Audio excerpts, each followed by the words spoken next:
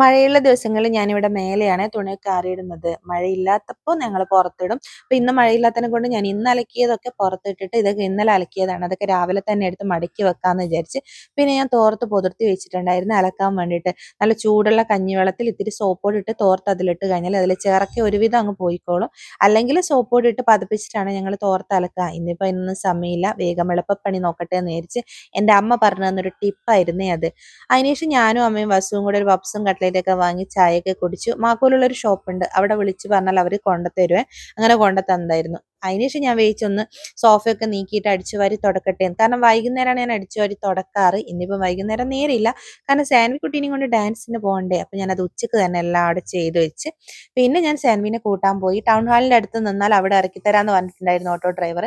അങ്ങനെ ഞാൻ ഒളിയും കാത്തിട്ട് കുറച്ച് നേരം അവിടെ അങ്ങനെ നിന്ന് പിന്നെ ഡാൻസ് ക്ലാസ്സിൽ പോയി ഉള്ള ഡാൻസ് എല്ലാം കഴിഞ്ഞ് മെല്ലെ കുറച്ച് നേരം അവിടെ ഇങ്ങനെ ഇരുന്ന് പിന്നെ ഇങ്ങോട്ട് പോന്നേ.